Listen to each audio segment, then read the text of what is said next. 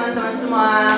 Hai. Baik teman-teman semua, pada kesempatan kali ini kami dari kelompok 1 akan menjelaskan apa itu sistem endokrin dan beberapa penyakit-penyakit yang ada dalam sistem endokrin. Nah, untuk itu kita harus mengetahui dulu apa itu sistem endokrin. Nah, sistem endokrin ini adalah jaringan kelenjar yang menghasilkan dan mengeluarkan serta melepaskan zat kimia yang disebut dengan hormon ke dalam aliran darah, tanpa melewati saluran khusus atau jalur tubuh. Nah, teman-teman semua, sistem endokrin ini juga dapat dikatakan juga sebagai sistem kelenjar dan juga sistem regulator. Mengapa? Karena dalam tubuh manusia ini banyak sistem. Nah, dua di antaranya itu adalah sistem kelenjar dan juga sistem regulator. Nah, sistem endokrin ini ada di antara keduanya. Jadi, sistem kelenjar ini menghasilkan sistem esokrin dan juga sistem endokrin. Nah, sedangkan sistem regulator menghasilkan endokrin dan juga saraf. Nah, jadi sistem endokrin itu berada di antara keduanya. Nah, teman-teman semua, secara umum juga sistem endokrin ini berfungsi sebagai pelepasan hormon seperti metabolisme, siklus tidur, nafsu makan, tekanan darah, dan juga tumbuh kembang. Nah, teman-teman semua, dengan kata lain, sistem endokrin ini dapat disebut juga dengan sistem hormonal. Nah, yang dimana dia ini membawa pesan atau hormon dari sistem endokrin itu ke organ target. Nah, saya memberikan perumpamaan kepada teman-teman semua. Salah satu yang ada dalam sistem endokrin itu adalah hipofisis. Nah, dapat kita umpamakan hipofisis ini sebagai ibu. Nah, jalan raya sebagai pembuluh darah.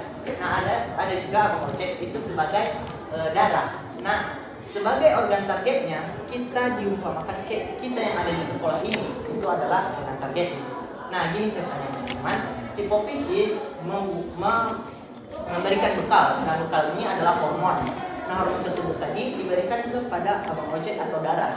Nah, darah tersebut akan melewati jalan raya atau disebut dengan pembuluh darah tersebut menuju ke kita yang ada di sekolah itu. Nah, kita yang di sekolah itu adalah organ targetnya. Nah, semoga perumpamaan ini teman-teman semua paham ya. Nah, sekarang kita masuk pada penyakit-penyakit yang ada dalam sistem endokrin, yaitu pertama diabetes mellitus. Tentu saja diabetes mellitus ini tidak asing lagi bagi kita ya teman-teman. Diabetesnya adalah penyakit atau gangguan metabolik yang terjadi dalam tubuh yang membuat pankreas atau kelenjar lunak beru ini tidak dapat menghasilkan cukup insulin untuk mengatur kadar gula darah kita.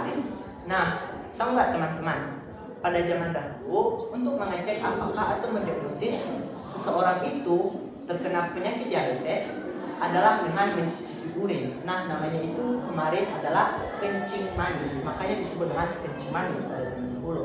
Tapi sekarang dengan kemajuan teknologi dan juga di era modern sekarang, kita dapat mendiagnosis seseorang itu kena diabetes dengan tanda dan gejala dan juga pemeriksaan pemeriksaan seperti pemeriksaan HbA1c dan pemeriksaan glukosa. Nah, pemeriksaan glukosa ini dapat diagnosis jika darahnya itu di atas 126 mg per dl. Nah, itu adalah gula darah biasa. Nah, kalau gula darah sewaktu itu dapat diagnosis seorang itu dapat terkena penyakit diabetes jika di atas 200 mg. Nah, teman-teman semua, tentu saja setiap hari kita itu memakan makanan yang mengandung karbohidrat dan juga gula. Karbohidrat digunakan untuk untuk menghasilkan energi untuk kita dapat beraktivitas. Sedangkan glukosa itu membuat kita atau menghasilkan energi bagi otak, jantung, dan otot kita. Nah, ketika makanan dicerna, gula yang ada dalam makanan tersebut tadi akan diubah menjadi glukosa. Nah, glukosa tersebut akan ditransfer ke dalam darah. Jadi gula dalam darah tersebut tadi akan melewati pembuluh darah terlebih dahulu sebelum masuk ke dalam sel. Nah, dengan bantuan insulin tadi. Nah, insulin ini dapat diumpamakan sebagai alat transportasi yang mengangkut gula tersebut masuk ke dalam sel. Nah, tanpa adanya insulin, gula tersebut tidak dapat masuk ke dalam sel. Dalam kondisi normal, tubuh kita memang bisa menstabilkan gula yang ada dalam darah kita, Nah, kita dapat menstabilkan sesuai dengan gula yang masuk atau makanan-makanan yang masuk dalam tubuh kita. Mungkin tubuh kita masih bisa menstabilkan. Namun apabila jika kita terus-menerus menghasilkan atau memakan makanan yang mengandung tinggi gula seperti cemilan, permen, soda, dan lain-lain, makanan-makanan yang mengandung tinggi gula, itu dapat memicu terganggunya sistem penyerapan gula dalam darah. Nah, sehingga ini memicu pankreas tadi atau yang menghasilkan insulin tadi itu bekerja lebih keras dan melebihi batas wajarnya. Nah, hal ini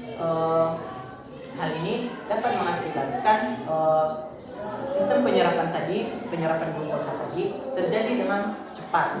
Nah, hal ini dapat mengakibatkan kita ini merasa seperti ingin lagi mengonsumsi makanan-makanan manis dan sulit untuk berhenti.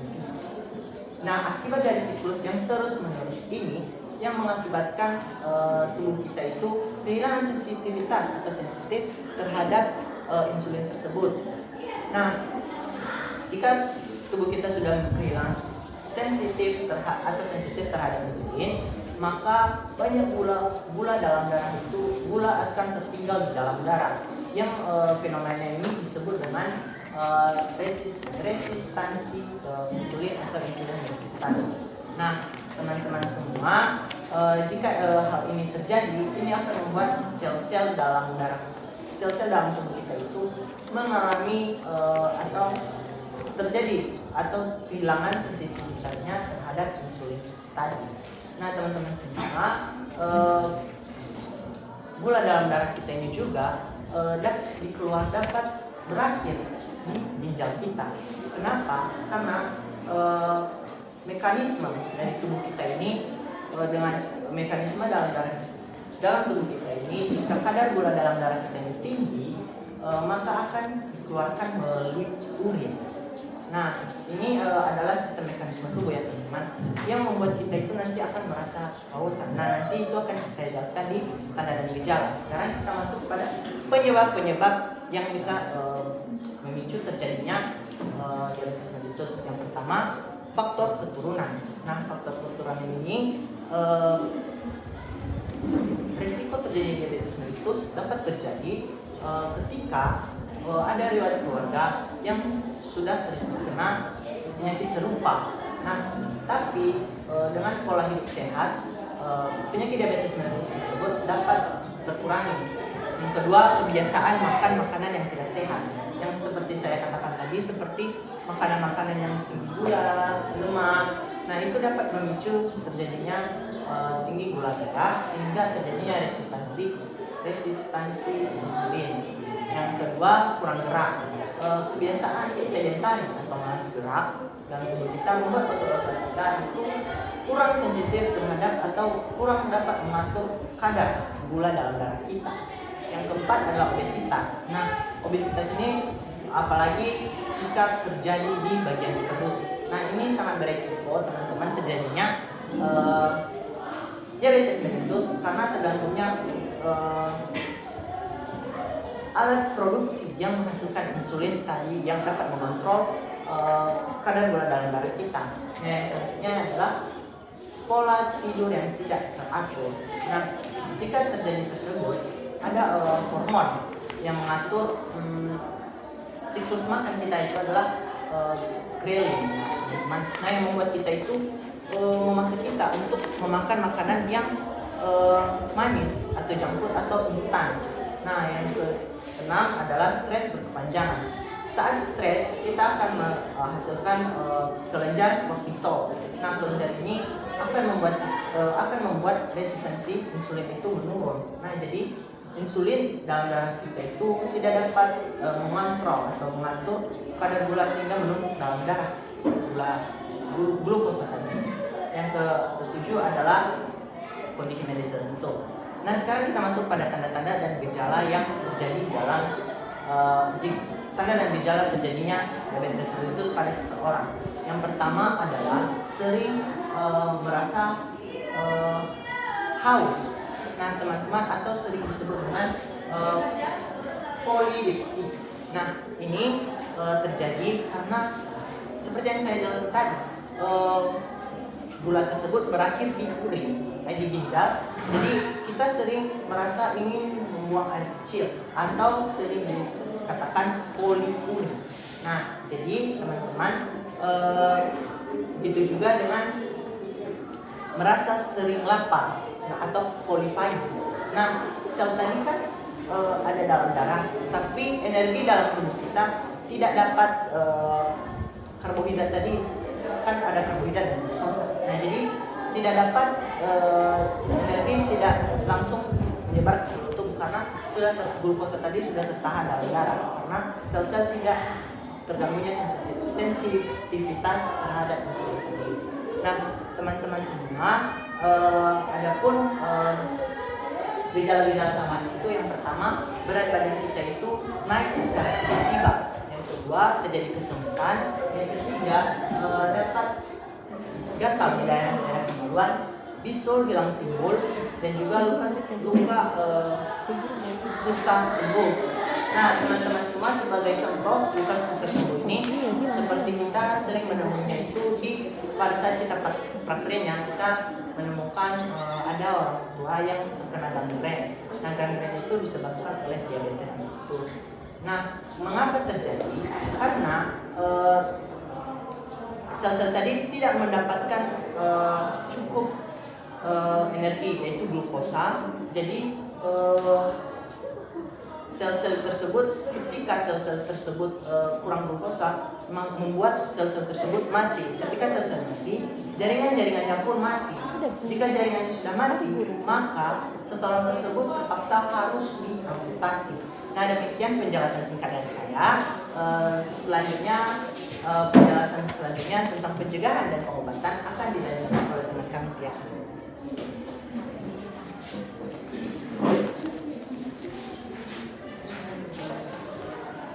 Teman-teman, saya akan melanjutkan penjelasan tentang masalah ini, yaitu saya akan menjelaskan pengobatan dan pencegahan diabetes mellitus.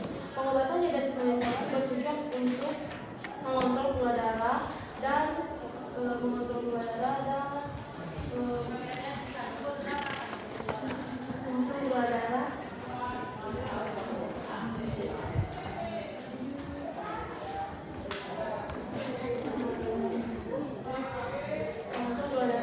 agar tetap normal, seperti agar tetap normal dan mencegah komplikasi melalui kombinasi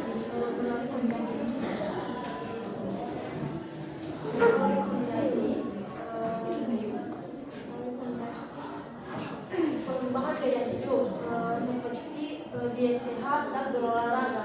Ada juga pengobatan atau terapi yang akan dilakukan dalam rangka pengobatan diabetes mellitus, seperti perubahan gaya hidup atau pilihan utama. Perubahan gaya hidup yang harus itu seperti diet sehat ini dilakukan dengan mengonsumsi makanan yang sehat,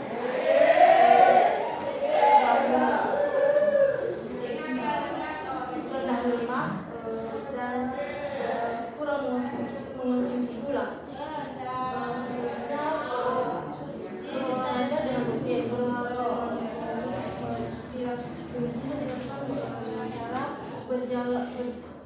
Berjalan santai atau bersepeda, dan setelah itu melakukan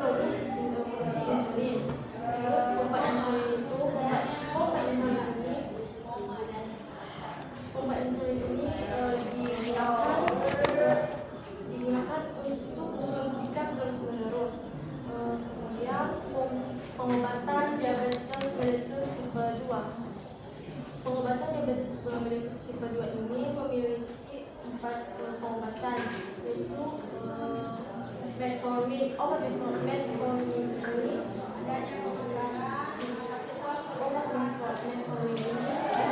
berfungsi untuk mengontrol glukosa yang ada di bagian hati. Kemudian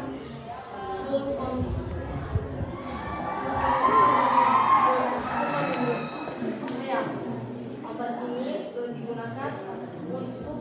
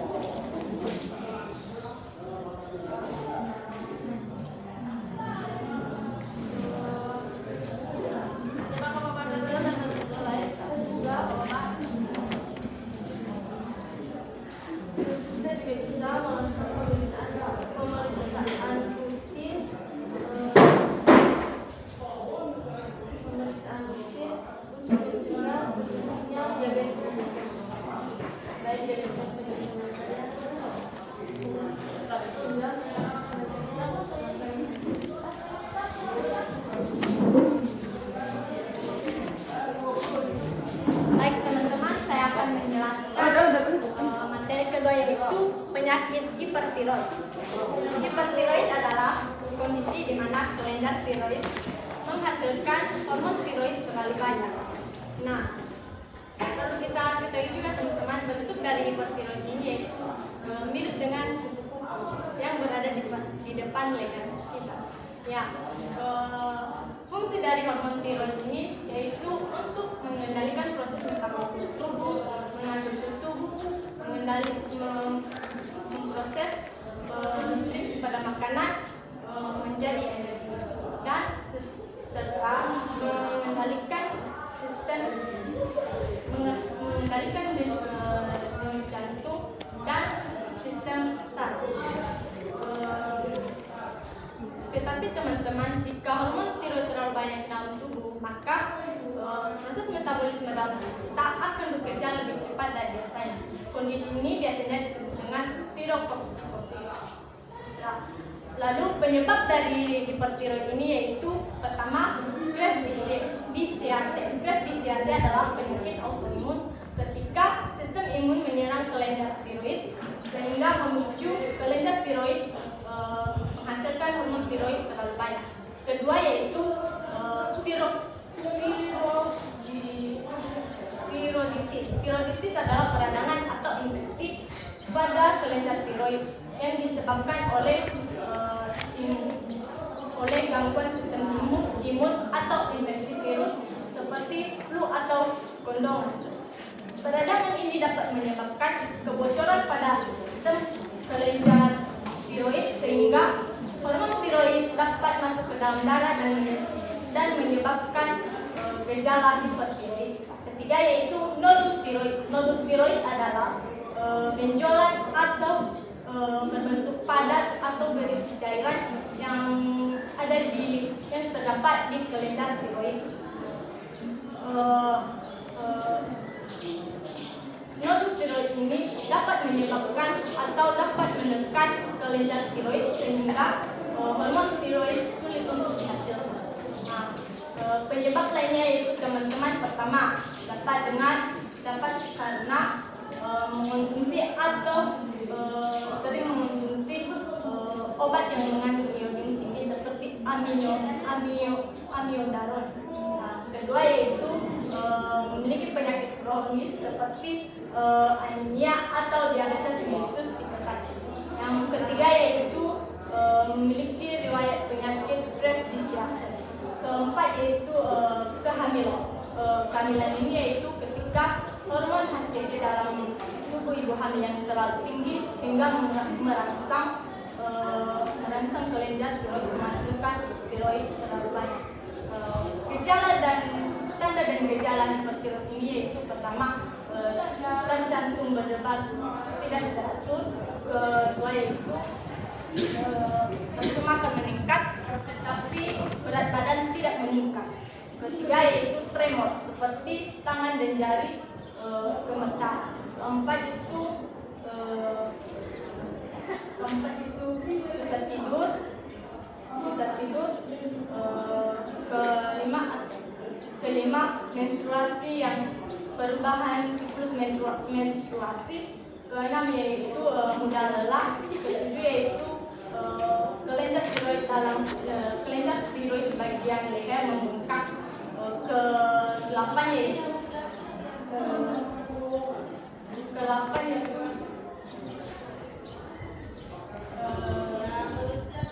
mudah kepanasan. Kesembilan menghasilkan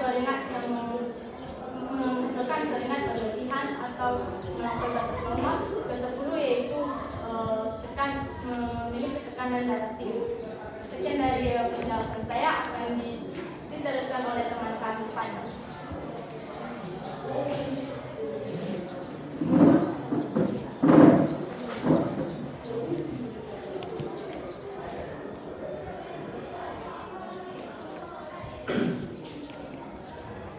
Baik, saya akan melanjutkan penjelasan dari teman kita Teknologi Detik. Saya di sini akan melanjutkan penjelasan dalam pengobatan dan pencegahan hipertiroid. Pengobatan hipertiroid adalah memiliki 3 jenis pengobatan, yaitu pemberian obat-obatan, terapi terapi iodium radioaktif dan operasi. Yang pertama adalah pemberian obat-obatan. Dokter akan memberikan beberapa jenis obat-obatan seperti metimazol dan propil untuk menghambat produksi hormon tiroid. Selain itu juga dokter juga akan memberikan obat-obatan berdasarkan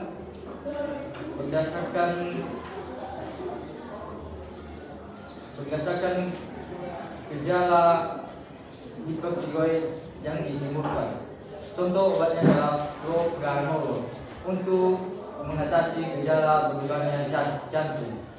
Yang kedua adalah terapi iodium radioaktif. Tindakan ini juga memberikan obat-obatan oral yang mengandung radioaktif serta dosis rendah untuk mengurangi produksi hormon tiroid. Yang ketiga adalah operasi. Tindakan ini juga dilakukan oleh dokter dengan mengangkat sebagian sel tiroid dengan dikenal dengan nama tiroidektomi. Setelah selesai operasi, pasien juga membutuhkan hormon tiroid seumur hidup, diberikan dalam bentuk obat. Penjelasan selanjutnya adalah pencegahan hipertiroid. Hipertiroid ini juga memiliki 4 pencegahan. Yang pertama adalah batasi asupan iodium. Kedua, manajemen stres. Yang ketiga,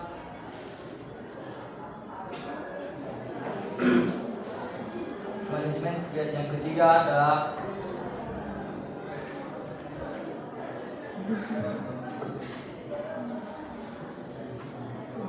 pemeriksaan rutin. Yang keempat, berhenti merokok.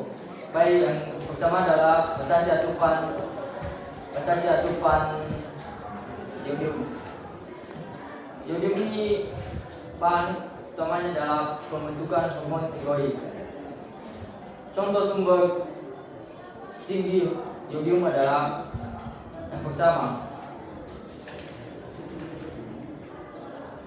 Contoh sumber iodium tinggi adalah yang pertama, mengonsumsi garam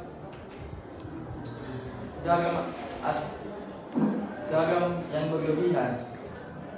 Yang kedua, memakan makanan laut, contohnya seperti rumput laut, ikan laut tertentu. Yang ketiga,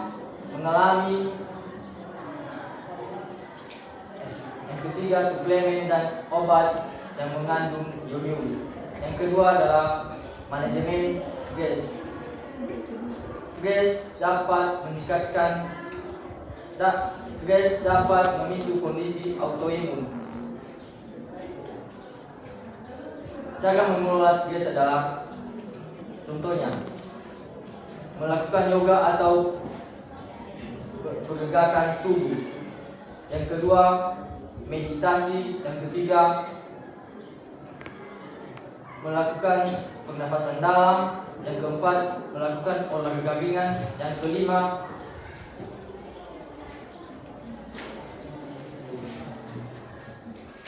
kelima, tidur yang cukup. Yang ketiga adalah pemeriksaan rutin. Melakukan tes darah secara teratur bagi yang berisiko. Pemeriksaan rutin yang harus dites adalah ada riwayat keluarga penyakit tiroid. Yang kedua, pernah atau sedang mengalami gangguan autoimun. Yang ketiga, mengalami gejala turun berat badan secara drastis, tremor, dan berdebar jantung. Yang keempat adalah berhenti merokok. Merokok dapat meningkatkan penyakit diabetes.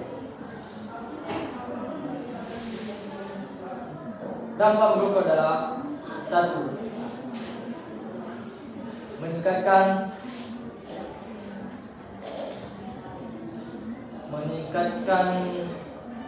munculnya risiko penyakit grafis.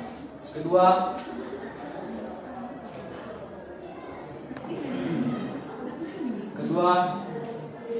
menurunkan efektivitas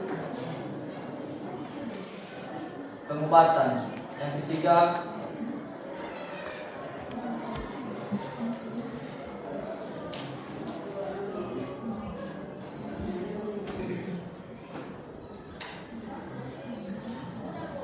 memperparah gejala mata.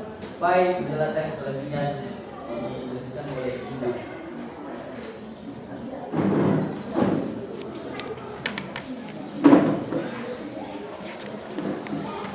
Baik teman-teman, saya akan memberikan penjelasan dari penelitian. Di sini saya akan menjelaskan pengertian dan penyebab dari hipotiroid. Hipotiroid disebut juga dengan hipotiroidisme, yaitu yang dimana kondisi kelenjar tiroid kurang aktif atau kurangnya hormon tiroid. Kurangnya hormon tiroid dapat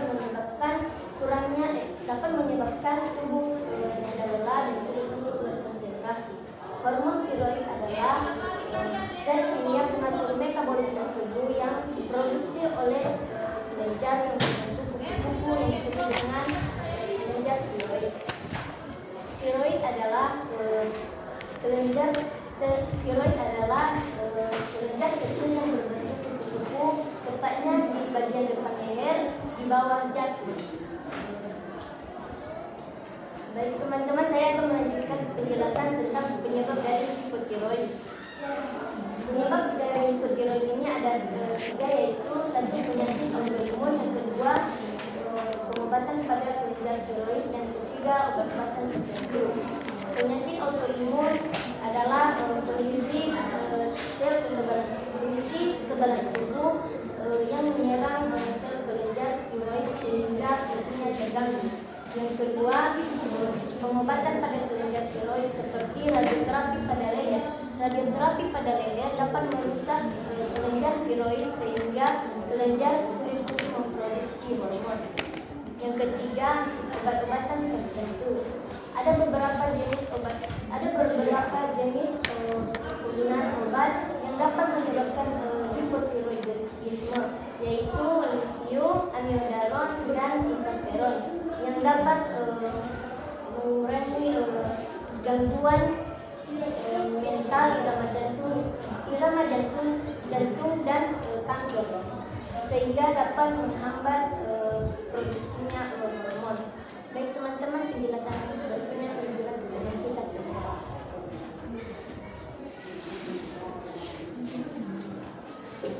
Baik teman-teman, saya akan melanjutkan penjelasan dari hipotiroid. Itu tanda dan gejala daripada hipotiroid. Nah, di atas ini sudah tersedia gambar dan juga tanda gejala daripada hipotiroid. Nah, dari sini kita melihat tanda gejala dari hipotiroid. Yang pertama itu rambut kering, rontok dan tipis. Terus wajah bengkak. Nah, teman-teman, penderita hipotiroid ini akan mengalami wajah bengkak atau pembengkakan pada wajah. Lalu lebih sensitif pada cuaca dingin. Nah, penderita juga lebih sensitif terhadap cuaca dingin di sekitarnya. Lalu mudah lelah, detak jantung lambat, berat badan bertambah atau naik tanpa penyebab. Nah, berat badan penderita daripada penyakit hipotiroid ini dapat bertambah tanpa penyebab. Biasanya orang normal berat badannya bertambah karena sering makan. Tapi ini berbeda. Ini tanpa penyebab berat badannya bertambah. Lalu napas lambat atau hipoventilasi atau pasien atau seseorang mengalami sesak nafas. Lalu susah BAB atau sembelit. Jadi teman-teman, penderita hipotiroid ini mengalami susah BAB atau sembelit. Dan terakhir adalah mudah lupa atau sulit berkonsentrasi. Jadi seorang yang mengalami penyakit hipotiroid akan mudah lupa atau sulit berkonsentrasi terhadap aktivitasnya. Nah, selanjutnya adalah pengobatan. Nah, pengobatan daripada hipotiroid ini bertujuan untuk meredakan gejala yang dialami pasien. Nah, caranya bagaimana? Nah, caranya adalah dengan mengonsumsi obat oral atau obat minum levothyroxine.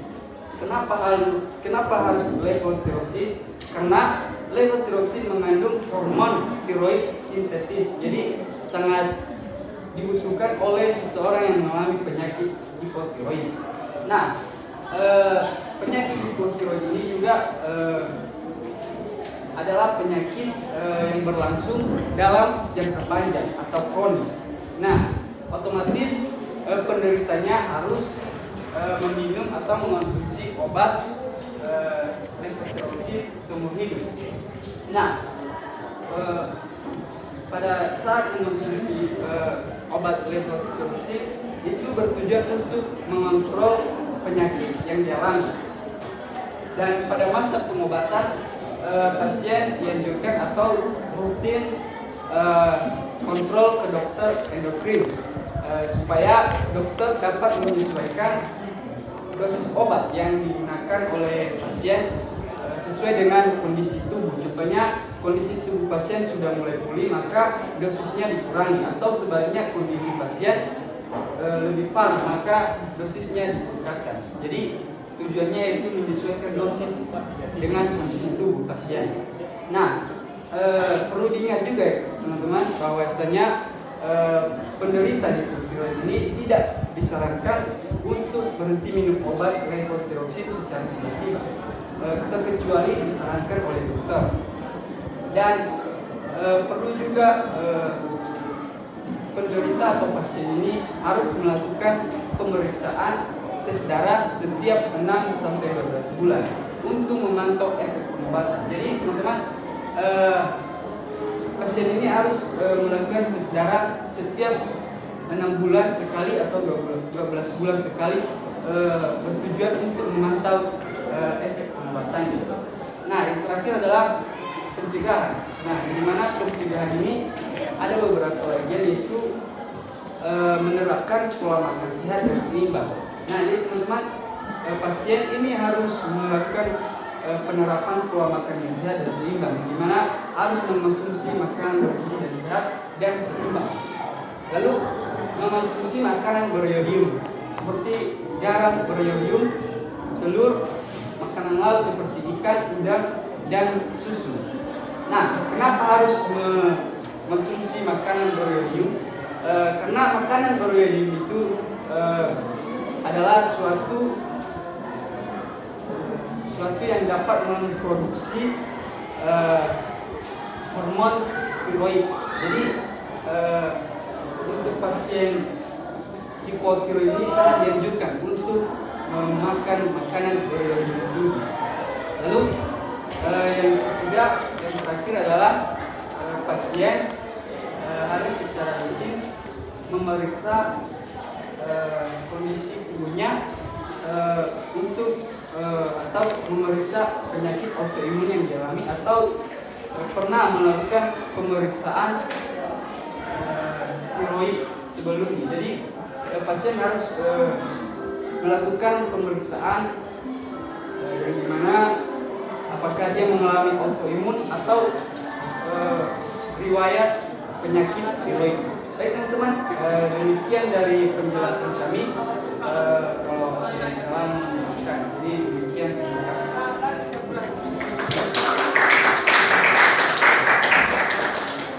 Nah teman-teman, kita telah mendengarkan diskusi dari Komisi tentang jika ada kritik, saran, dan juga pertanyaan baik dari ibu atau dari teman-teman,